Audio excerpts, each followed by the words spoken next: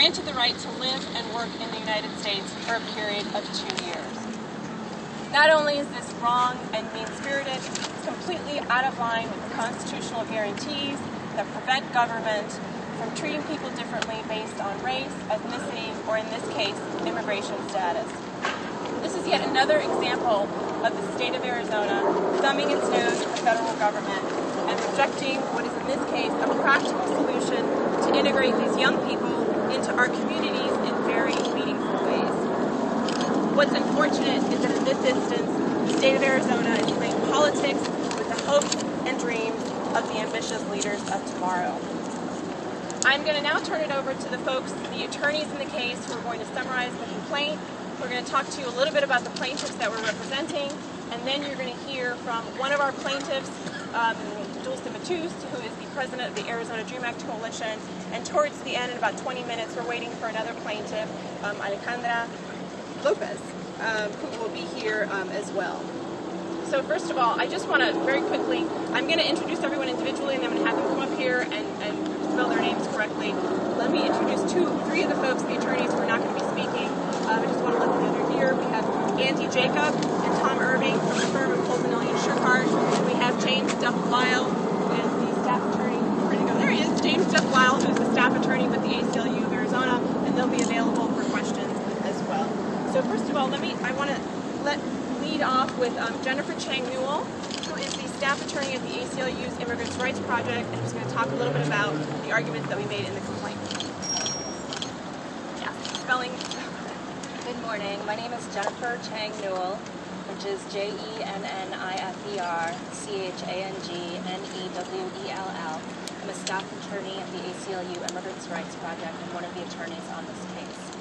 So we're here this morning on behalf of a group of talented and hardworking young immigrants, commonly known as Dreamers, who've been granted permission by the federal government to live and work in this country under a new federal program. Through the Deferred Action for Childhood Arrivals program, the federal government has said loud and clear that these young immigrants are Americans in their hearts and in their minds. And the federal government has decided to allow them to stay here for at least 2 years without the threat of deportation and to apply for work permits and Social Security numbers if they meet certain requirements. But the Arizona governor, Brewer, has said she doesn't care what the federal government says. On August 15th, she announced that she's going to deny these young immigrants driver's licenses, even though the federal government has allowed them to live in the United States. In denying these young people driver's licenses, she's denying them the opportunity to fully contribute to their communities and to the only country that they've ever called home. This morning, our Civil Rights Coalition filed a federal lawsuit in district court in Phoenix seeking to block Arizona's unconstitutional policy, which targets some of our country's best and brightest. This policy is unconstitutional because it undermines our federal immigration system and it impermissibly discriminates against Dreamers who've been granted deferred action. It directly conflicts with federal immigration law because the federal government has authorized these young immigrants to live and work in this country, and they're therefore eligible for driver's licenses in Arizona. Governor Brewer just wants to put up roadblocks at a time when we should all be talking about how to reform our immigration system to allow these inspirational young immigrants to get on a path of citizenship, to contribute to our economies, and to achieve the American dream. Thank you. Thank you, Jenny. Now I'd like to turn it over to Shu-Ming Cheer, who's an immigration attorney with the National Immigration Law Center, who's going to talk to you a little bit about the plaintiffs in this case. Good morning. Again, my name is Shu-Ming Cheer. It's spelled SHIU-M-I-N-G, and my last name is C-H-E-E-R. I'm an immigration attorney with the National Immigration Law Center. So today we're here to push back against Governor Brewer. Through her executive order, Governor Brewer has clearly thought that she could turn back the clock on young people in Arizona.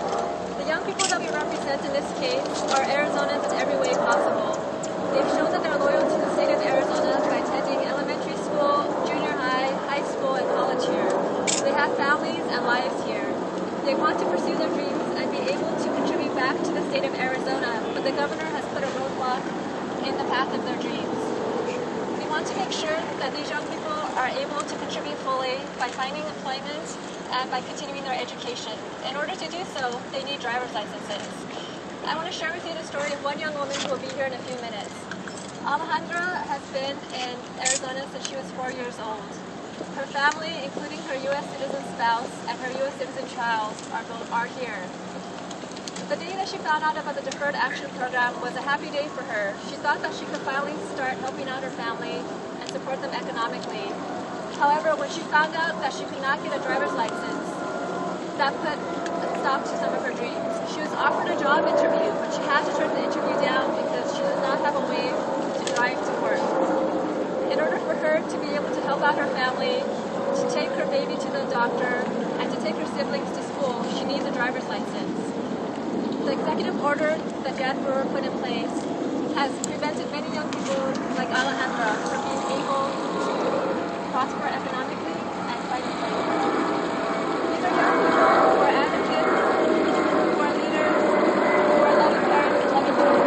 We want to make sure that they're fully incorporated into the state of Arizona. So that's why we're here today, to make sure that we do what's right for them, their families, and their communities.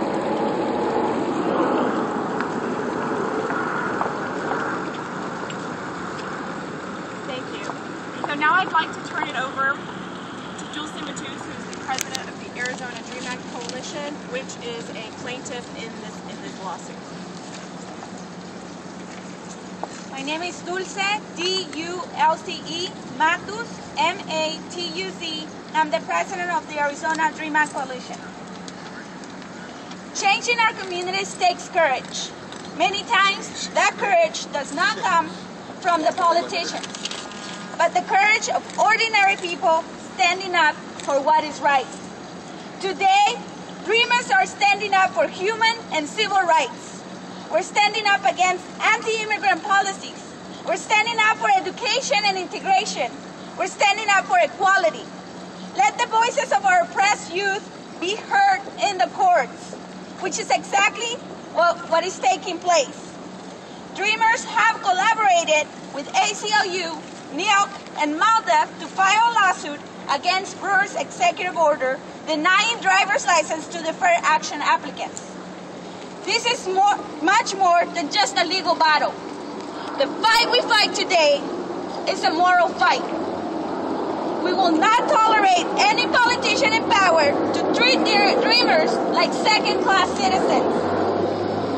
We can't allow Governor Brewer to continue harassing hard-working American children and young individuals whose only fault is having a dream of success in the land of opportunity. What is the message that we're sending to our young workforce? You're good enough to get an employment, but you're not good enough to drive. To me, it means that we're still fighting for basic rights and human equality, but with a new set of people. It's no kidding that history repeats itself, although this time the oppressor has focused on punishing our vulnerable youth. This battle is about the principle of fundamental fairness, that all men and women are created equal. I trust that we shall see justice for our young immigrants living in Arizona. Brewer needs to stop singling out dreamers and stop treating us differently. She once again is out of touch with Arizona constituents. It has been proven that 3 out of 4 registered Arizona voters support the dreamers. I know that the American justice system is the best in the world, and I'm happy to be experiencing it at this time. To me, this means that even our elected officials are checked and balanced in the decision making, in other words, sometimes corrected. Our oppressor will not give us our freedom willingly. It is our duty to fight and win.